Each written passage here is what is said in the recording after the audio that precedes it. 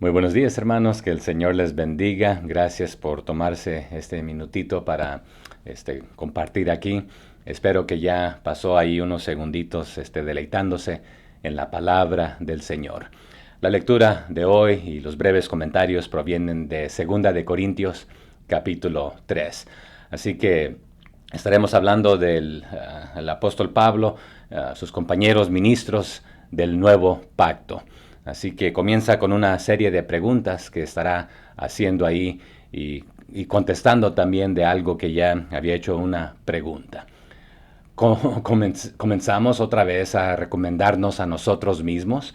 Y aquí esta pregunta, bueno, y la siguiente dice, ¿o tenemos necesidad, como algunos, de cartas de recomendación para vosotros o de recomendación de vosotros?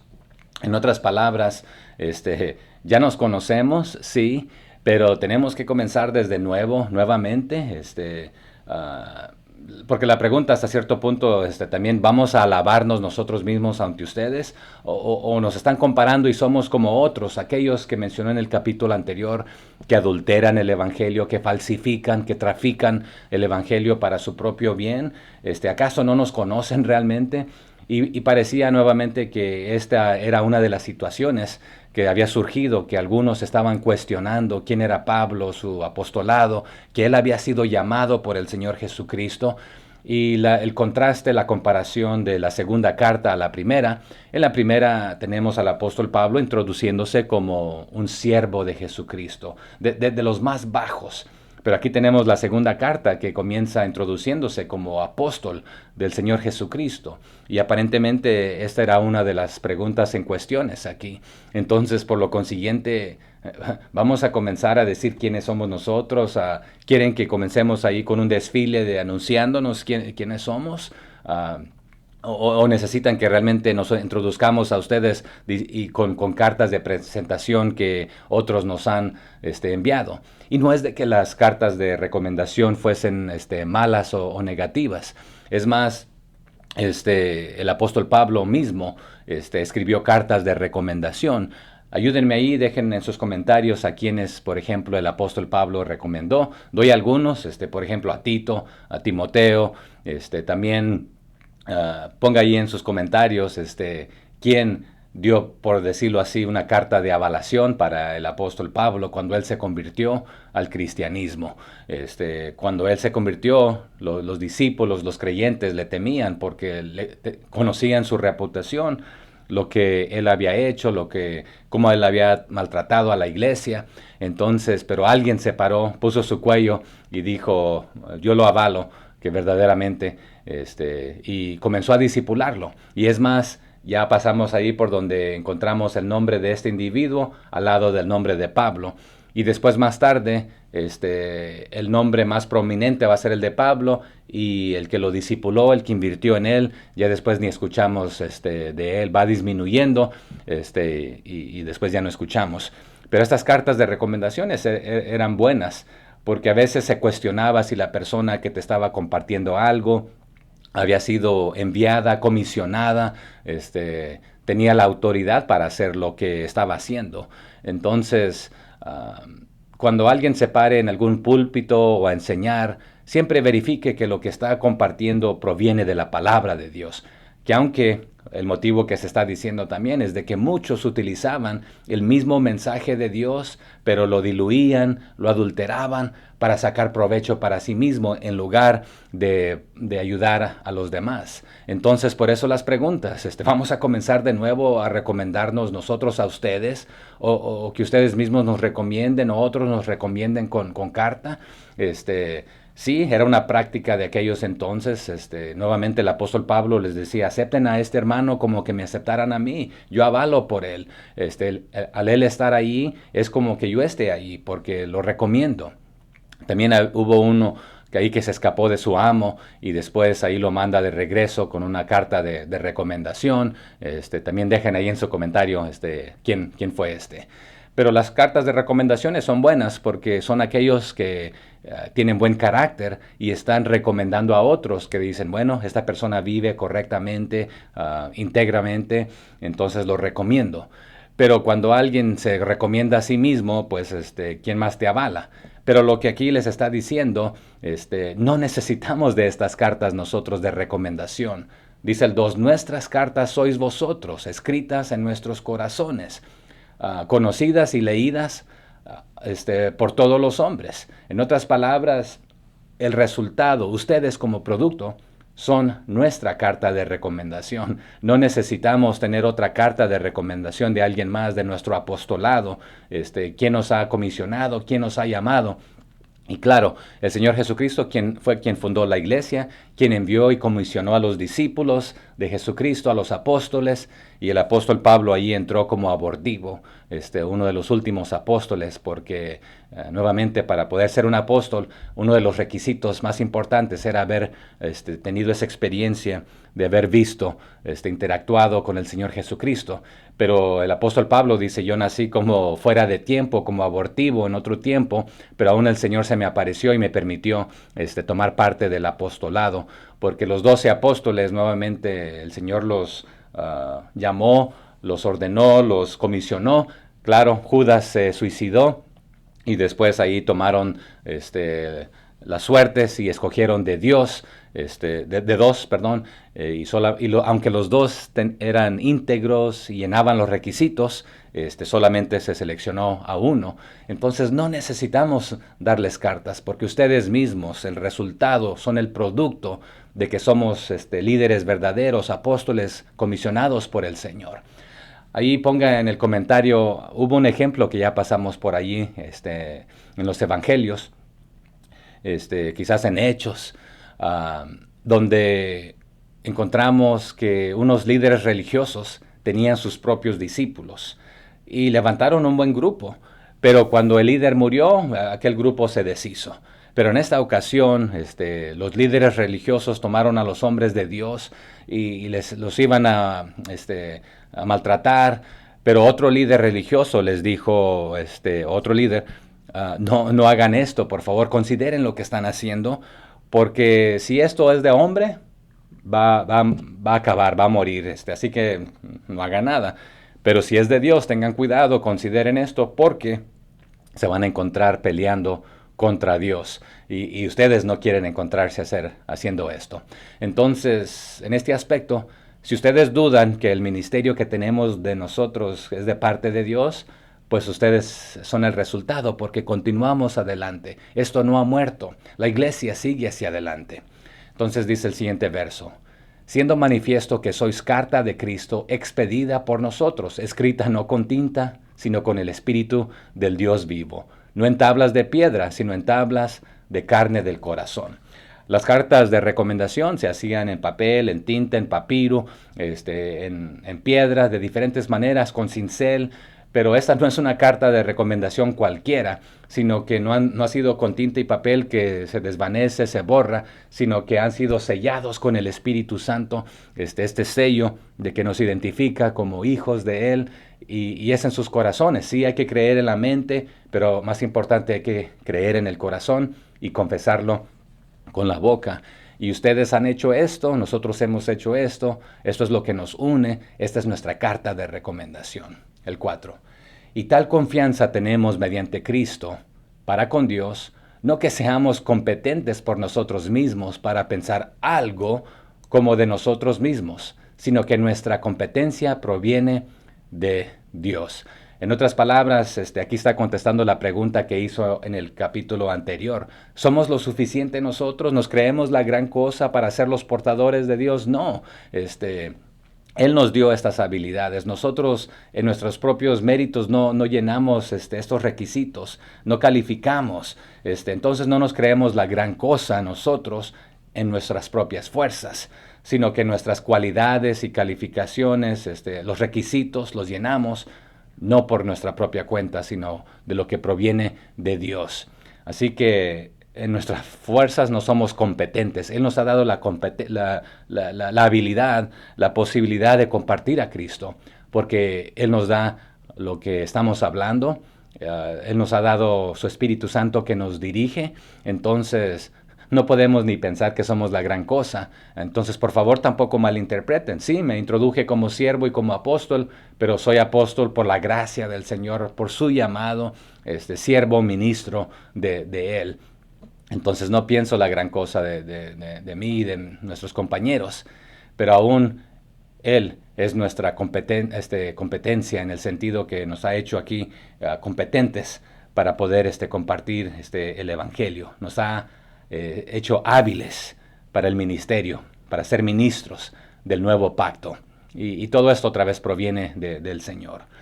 Dice el 6, el cual asimismo nos hizo ministros competentes de un nuevo pacto, no de la letra, sino del Espíritu, porque la letra mata, mas el Espíritu vivifica. Y aquí prácticamente, nuevamente, la letra nos puede llevar allí a un nivel que realmente nos hace legalistas.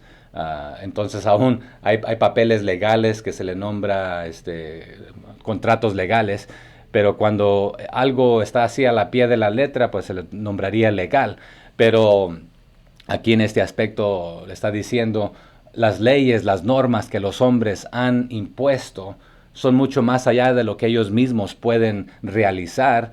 Entonces están matando a la gente con algo que ni ellos mismos pueden hacer, exigiendo esto. Así que la letra, esto mata la ley, pero el Espíritu vivifica porque nos trae vida, ¿sí? Nos convence de pecado. Por medio de la ley sabemos que hemos pecado, pero el Espíritu Santo nos redarguye, nos convence, nos exhorta a través de la palabra del Señor. Y si el ministerio de muerte grabado con letras en piedras fue con gloria, tanto que los hijos de Israel no pudieron fijar la vista en el rostro de Moisés a causa de la gloria de su rostro, la cual había de perecer, ¿cómo no será más bien con gloria el ministerio del Espíritu? En otras palabras, el líder espiritual de Israel, cuando los sacó al pueblo de Egipto de la esclavitud y los llevaba a la tierra prometida, estando allí al pie del monte, Moisés subió a recibir las tablas, los mandamientos, la ley de Dios, y cuando retornó, su rostro resplandecía de haber estado en la presencia del Señor. Hago un hincapié aquí para hacerle una pregunta. La gente se da cuenta que usted y yo hemos estado pasando tiempo en la palabra del Señor. Espero que sí. Pero este pueblo no podía ni estar cerca de Moisés por el resplandor de haber estado con Dios.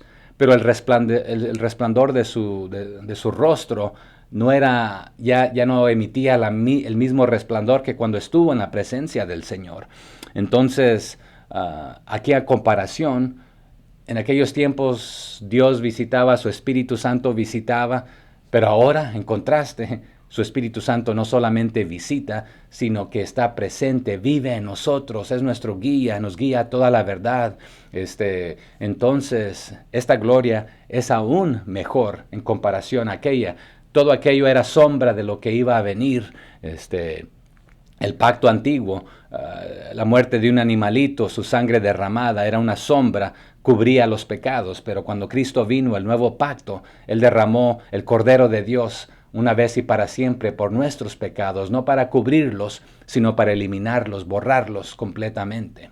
Dice el 9, porque si el ministerio de condenación fue con gloria, mucho más abundará en gloria el ministerio de justificación. Porque aún lo que fue glorioso no es glorioso en este respecto, en comparación con la gloria más eminente. Entonces, nuevamente, aquello era hermoso y bello porque era una sombra de lo que iba a venir, pero ahora lo que ya ha venido, otra vez, he aquí el Cordero de Dios que quita el pecado del mundo, no solamente lo cubre, pero aún en este momento esperamos la gloria final, donde le veremos tal y como Él es. En este momento vemos ahí como por espejo, por un humo no muy claro, opaco, pero en aquel día veremos claramente, cara a cara. Estaremos en su presencia y podremos estar en su presencia por nuestros nuevos cuerpos. Dice el 11, porque si lo que perece tuvo gloria, mucho más glorioso será lo que permanece. Entonces, si consideramos que algo es glorioso aún hablando de las cosas humanas, pues esto aún en otro nivel, lo que no muere. Usted y yo somos finitos, tenemos caudacidad en el sentido que nacemos y vamos a morir un día. Pero los que le hemos recibido al Señor Jesucristo como nuestro Salvador, viviremos por la eternidad. Seremos, Él es infinito, Él permanece, Él es el mismo ayer, hoy y por los siglos. Entonces esto es aún mucho más glorioso que cualquier cosa. Verso 12. Así que teniendo tal esperanza, usamos de mucha franqueza. Y no como Moisés. Y bueno, regresando aquí al 10. A lo contrario, otros que ustedes están siguiendo, les están hablando suavemente, con lisonjas, con palabrerías, aquellas palabritas que a ustedes les gustan, pero no les están hablando con franqueza. Solamente quieren, buscan su propio bien para su bolsillo en lugar del bien de ustedes. Pero nosotros les vamos a hablar, hermanos, con sinceridad, con valor, con valentía, con franqueza. Y no como Moisés, dice el 13, que ponía un velo sobre su rostro para que los hijos de Israel no fijaran la vista en el fin de aquello que había de ser abolido. Entonces, nuevamente el velo de Moisés era otra vez para que los otros pudiesen estar ahí presentemente, pero en el sentido de Israel, ¿verdad? Nosotros no somos como Moisés en este caso, que se puso este velo en su cara para que el pueblo de Israel no viera la gloria, y no la de él, sino la del Señor que resplandecía en su rostro. Aunque sabíamos que esto estaba destinado a que iba a ir disminuyendo de haber estado en la presencia del Señor. Nosotros a lo contrario, pero el entendimiento de ellos se embotó, porque hasta el día de hoy, cuando leen el antiguo pacto, les queda el mismo velo no descubierto, el cual por Cristo es quitado. Entonces, estas personas, este pueblo, su mente, sus corazones, fueron endurecidos. Entonces, fueron cegados. Y hasta este día aún, aunque lean el antiguo pacto, este mismo velo los cubre, que no pueden entender la verdad, no se les descubre la verdad, no pueden ver la gloria de Dios. Y aún vemos en los evangelios que nuevamente estos supuestos líderes fueron los que estuvieron ahí tramando, pactando cómo eliminar, matar a Jesús, el mismo Hijo de Dios. Entonces este velo que los ha cegado no se les ha quitado porque no vieron la gloria de Dios. Y nosotros estamos de este lado, que este velo se nos ha quitado. Y recordemos que otra vez también el velo tiene significado de autoridad. Entonces estamos bajo la autoridad de Dios, o lo de las tinieblas. Entonces este velo les ha sido para que no vean la gloria de Dios. Pero a nosotros se nos ha quitado para ver la verdad, reconocer la verdad. 13. Perdón, aquí en el 15. Y aún hasta el día de hoy, cuando se lee a Moisés, el velo está puesto sobre el corazón de ellos, pero cuando se conviertan al Señor, el velo se quitará y podrán ver la gloria de Dios. No podían verla en aquel entonces por su pecado, por su testarudez, porque creían que unos becerros de oro los habían sacado de Egipto, que eso eran sus dioses. Y aún cuando leen el Antiguo Testamento que habla del pacto viejo, quedan sin entender y han rechazado, como nos dice Juan, que vino a lo suyo y no le recibieron. Pero a todos aquellos que creemos nos ha dado la potestad de ser hechos hijos de Dios. Dice el 17, porque el Señor es el Espíritu. Y donde está el Espíritu del Señor, allí hay libertad. Entonces nos quita ese velo y nos da el de Él. Nos pone bajo su autoridad en lugar del quien Él permite que este mundo esté bajo su autoridad. Y Dios le permite gobernar. Satanás es el Dios de este siglo en este momento, pero un día llegará su fin. Pero toda persona que está cegada bajo su velo está bajo la autoridad de Satanás, casado, por decirlo así, con Satanás en su equipo, porque solamente hay dos, el de Dios o de Satanás. Y usted puede decir, pues yo no estoy en ninguno.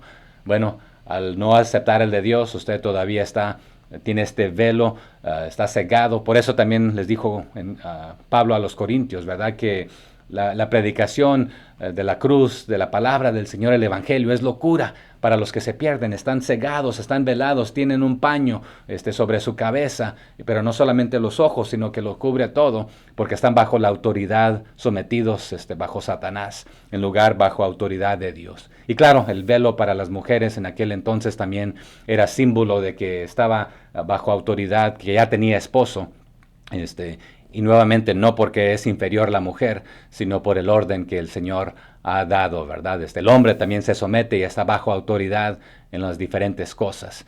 Pero nuevamente todos nos sometemos a alguien o a algo. ¿A quién se somete usted? Espero que sea el Espíritu Santo que nos dio libertad y lo hacemos voluntariamente. El 18. Por tanto, nosotros todos, mirando a cara descubierta, como en un espejo de gloria del Señor, somos transformados de gloria en gloria en la misma imagen como por el Espíritu del Señor. Entonces, cuando ese velo que no nos permite ver la verdad, el Señor nos da libertad y ahora estamos bajo Él, hemos sido transformados, nos ha llevado y nos lleva de gloria en gloria y otra vez nos está transformando. Aquel que comenzó la buena obra en nosotros, la perfeccionará. Y un día, hermanos, tendremos un cuerpo nuevo, en su presencia, alabándole, glorificándole por toda la eternidad, y le veremos y le conoceremos tal como Él es. Ahí está mi breve lectura y comentarios. Que el Señor les bendiga. Continuemos aprendiendo juntos. Bendiciones.